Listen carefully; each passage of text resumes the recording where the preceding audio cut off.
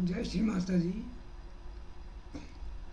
आज का विषय है सहयोग महायोग है। सहयोग महायोग क्यों है उसके बारे में हम बताना चाहते हैं। सहज का मतलब होता है जो साथ में पैदा हुआ है। योग का मतलब होता है उससे मिलन। तो हमारे साथ में जो पैदा हुआ है उसे हम पहले नहीं जानते थे, लेकिन जब से हमने श्री माता जी निर्मला देवी का सहयोग पद्धति को अपनाया है, तब से हमें मालूम हुआ कि हमारे साथ जो पैदा हुआ है वो एक शक्ति है जिसे हम कुंडलिनी शक्ति कहते हैं। और वो शक्ति जो है हमारे रीढ़ की हड्डी के नीचे त्रिकोणाकार हड्डी में वो सोई रहती है। लेकिन जब हम श्री माता जी के फोटो के सामने कैंडल जलाकर ध्यान करते हैं और प्रार्थना करते हैं कि श्री माता जी कृपा करके हमारी कुंडलिनी को जगा दीजिए, जैसा हम ये बोलते हैं तब हमारे शरीर में धीरे धीरे कुंडलिनी शक्ति के मूवमेंट की वजह से वाइब्रेशन आने लगता है। कुंडलिनी शक्ति जब हमारे शरीर में मूलाधार चक्र से ऊपर की ओर चढ़ती है तो दूसरा जो चक्र है स्वाधिष्ठान चक्र है, तीसरा है नाभि है, चौथा है अनाहत है, पांचवा विशुद्धि है, छठवां आज्ञा है। इन चक्रों को पार करके आज्ञा चक्र को छेद करके हमारे सिर के ऊपर जो चक्र है जिसे सहस्त्रार चक्र कहते हैं वहाँ चली जाती है। और वहाँ से हमारा जो सहस्त्रार चक्र में ब्रह्मरंध्र होता है, ब्रह्म की एक छेद होती है जिससे हमें ब्रह्म से बाहर चारों तरफ फैली हुई ब्रह्म की जो शक्ति है उसे से कुंडली हमारा मिलन करा देती है।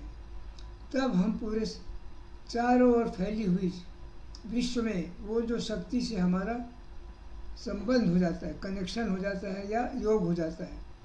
इसीलिए हम सहज योग को महायोग कहते हैं। बाकी जो है पहले जो योग करते हैं वो तो लोग या तो एक्सरसाइज करते हैं, हठ योग करते हैं और कई किस्म के योग हैं, लेकिन ये सहज है इसलिए कि इसमें कोई मेहनत करना नहीं पड़ता है, कोई एफर्ट करना नहीं पड़ता।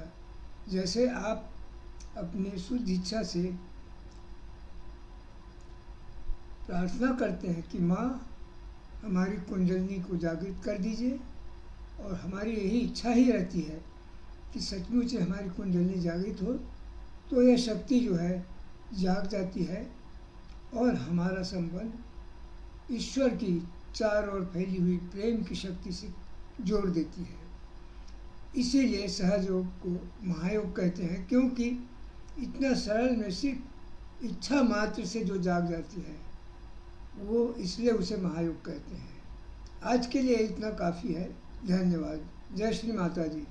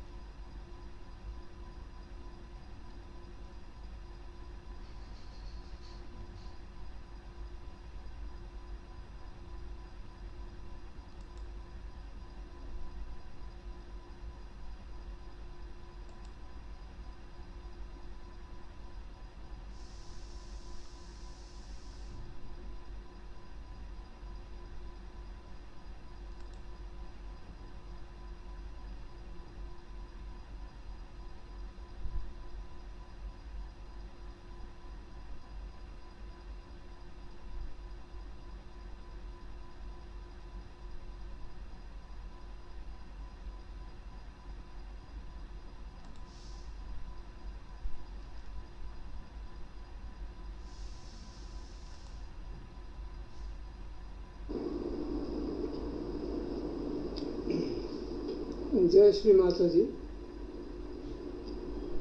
आजकल के व्यस्त जीवन में हम सब लोगों का रुझान बाहर की ओर है, क्योंकि बाहर जितनी घटनाएं हो रही हैं वो हमारा ध्यान आकर्षित कर लेती हैं और हम अपने आप को भूल जाते हैं और उसी में खो जाते हैं।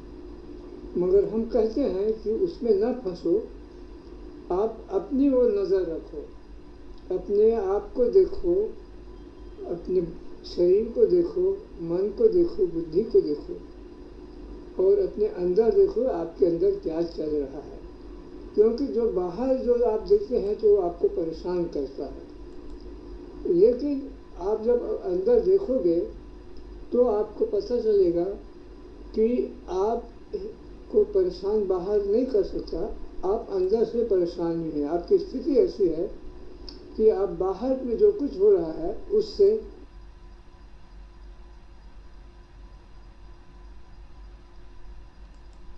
आप